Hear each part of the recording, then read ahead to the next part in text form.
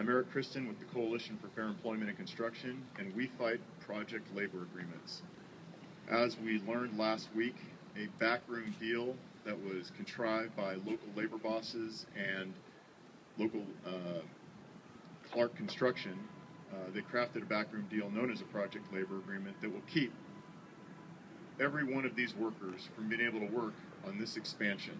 That's simply unacceptable and outrageous. We make sure that open competition is the rule of the day here in San Diego, and that's why we've helped pass 5 different project labor agreement bans in this county. The most recent being in June of this year, when 58% of city voters in this town, including in this precinct, voted to ban project labor agreements. And yet, what do we have last week? We have that decision, 58% of the voters, the will of the voters, being thrown in their faces with this backroom deal being cut between Clark Construction and the local trades. It's unacceptable. It will not stand. I've put together packets that will be given to those of you in the media that explain exactly the background of PLAs here in San Diego, starting with Petco Park, which was built under a PLA starting in 2000 after the owner was threatened with environmental extortion. And it's documented, it's there, the unions brag about it themselves. That's what's happened here with San Diego, the San Diego Convention Center. We've got a list of all the different PLAs that have been attempted to be put into place here on various projects using environmental extortion. We refer to it as greenmail, and we are not going to stand for it and haven't been standing for it, which is why we have PLAs and greenmail in this town. And again, we've put together a packet that demonstrates that, but also specifically point out what we intend to do about it. How we intend to work to see that every single person behind me has the ability, and I don't mean just has the right to bid, because of course PLA proponents will say, well, anyone can bid a PLA. But if they do that, they have to pay union dues, pay into a union health, welfare, and pension plan, be hired through a union hiring hall, and no non-union apprentices are allowed, period. That is unacceptable. That is discrimination. That is exclusion that has no place in this town. And the voters agree, and we agree with the voters. So what we're going to do is fight for the rights of every single man and woman behind me, the owners that are here, the association representatives that train tomorrow's workforce, the Associated General Contractors, the Associated Builders and Contractors, the Western Electrical Contractors Association. Yes, that's right, there are other people out there that train tomorrow's workforce other than the unions, who do a fine job, but they're not the only ones out there. I know that's hard for them to admit. So what are we going to do about this PLA that's been signed about on the convention center? First and foremost, where is the PLA? Why is the backroom deal being cut and nobody's been made privy to it except for the 2 people that have signed it? That is unacceptable. We want the PLA, we want to see it, we need to understand exactly what's been agreed to by union special interest in Clark Construction, number 1, first and foremost. Number 2, we want to see the people have a vote on this issue. We've believed all along, regardless of the PLA issue, that the tax increases that are associated with this project going forward should be put before the people for a vote. This is a tax increase. This is not something that can be negotiated again in a backroom deal by a bunch of hoteliers. It needs to be put before the people. But we're going to see that that movement goes forward and that litigation is successful. The unions have backed out of supporting that litigation. We will make sure that we step in. We believe that there are legal remedies to this. That requires the project labor agreement to be made known. It is very likely that the National Labor Relations Act, that Prop A itself, Prop A is the ban that was put into place by voters in June that bans PLAs, was violated. We want to see the PLA, and we will use any and all legal means available to us to see that that PLA is made null and void. And I want to be very emphatic about that. We will use any and all means necessary legally to see that it's made null and void. When you extort using the California Environmental Quality Act, CEQA, as it's commonly referred to get an owner, or in this case Clark Construction, to agree to a PLA, that is in fact extortion. It's coercion, and it's wrong, and it's an abuse of the California environmental laws. And we're going to, in our next step, make sure that the public is made aware of that across the board as to what's going on here. California's environmental laws are being abused so that these men and women can be harmed and kept out of work.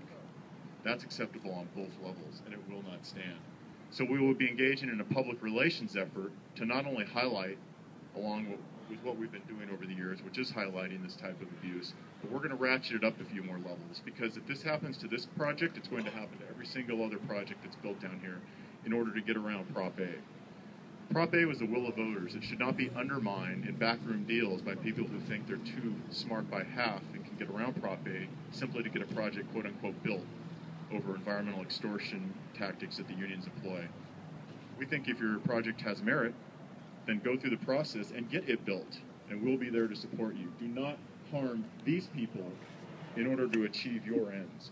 So we'll be engaging in a public relations effort that seeks to define what the unions are doing, put names and faces on this effort that they're engaged in, this environmental extortion we refer to as greenmail. And we'll also be highlighting who the enablers are, people that have enabled the unions to continue thinking they can get away with this, that it's a good idea. We're going to name names, we're going to put faces out there of people who've enabled these people. In and of themselves, the unions engaging in this process would almost be laughable, and they shouldn't be taken seriously. Unfortunately, they feel that they have the power to do this because people continue to empower them to do it. And we're going to expose who those people are so that they will end this nonsense and allow projects to move forward on their merit, not move forward only when the unions say they should move forward. So we have packets for the media that highlight each one of these issues that we'll be engaging in, both public relations as well as legal avenues that we'll be pursuing. But I wanted you today to get a face and to put a face to, because oftentimes when somebody such as myself speaks, well, I'm just quote-unquote a hired gun who represents rich developers and, well, you know the rhetoric. But in reality, what's really happening is people, taxpayers, citizens, people that live here are being harmed and excluded. They couldn't build Petco Park because a discriminatory PLA was placed on it. They still go to the games.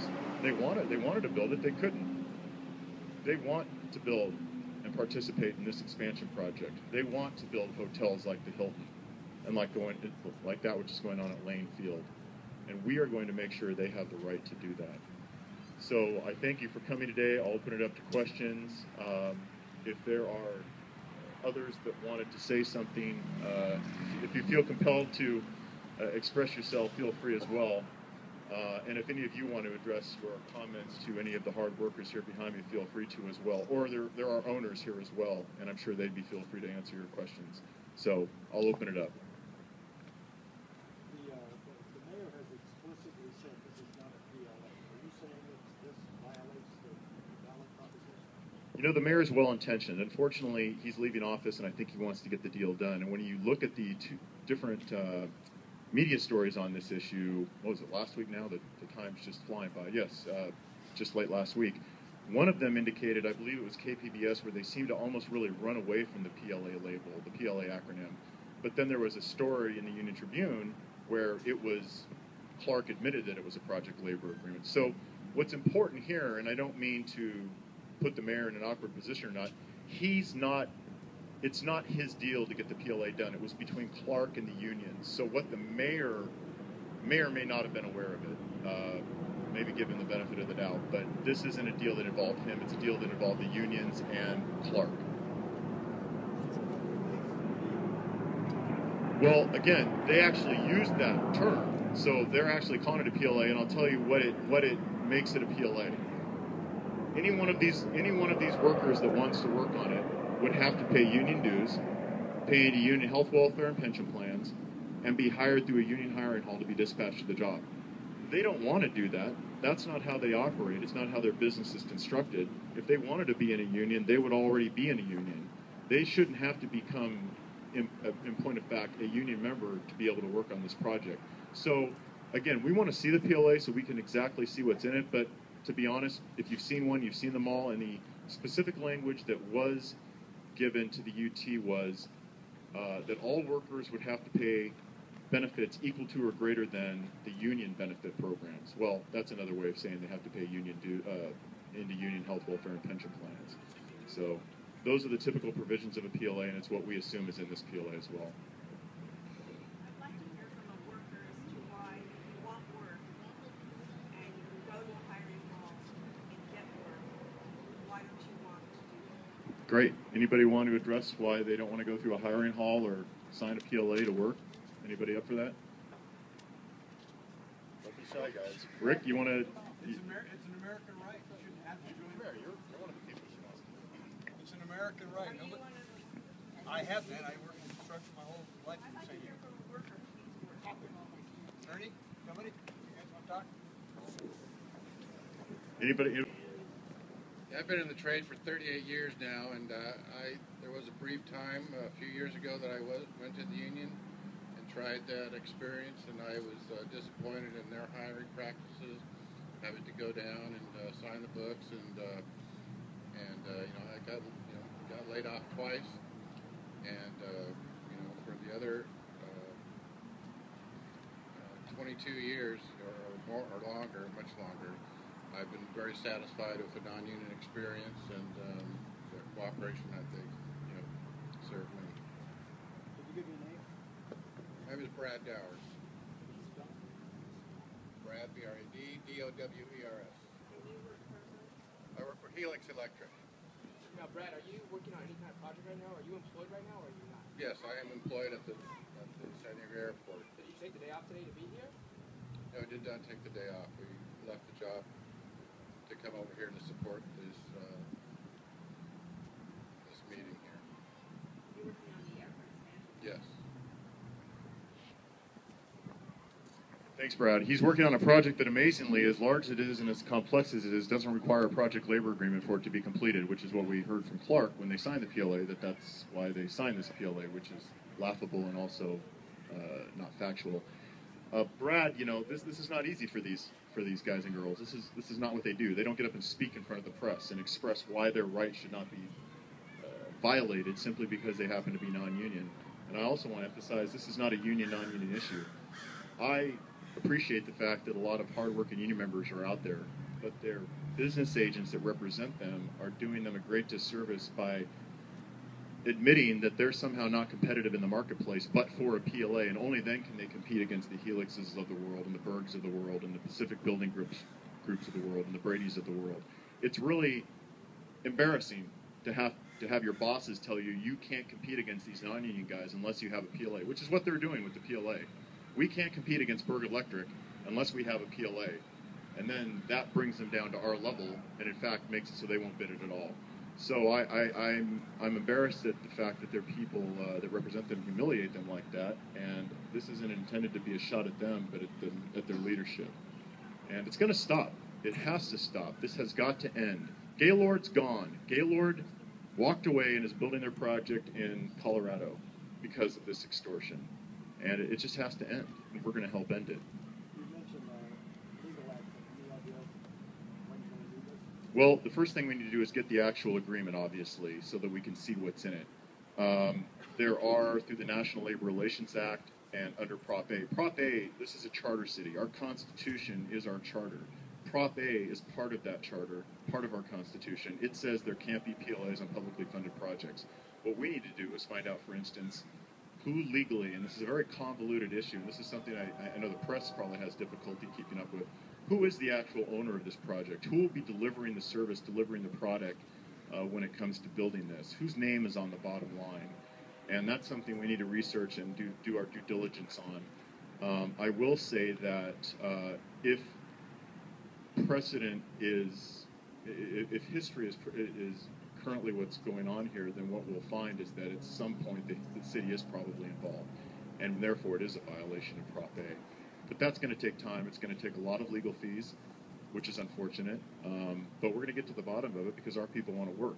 These people want to work. They want to work here when it starts to go forward. And there is no way this is going to have a project labor agreement, not when you've had the people of this city voting twice, 76% when it was a county vote, 58% in June, to ban PLAs. They're not going to be just thrown aside, that will of the voters.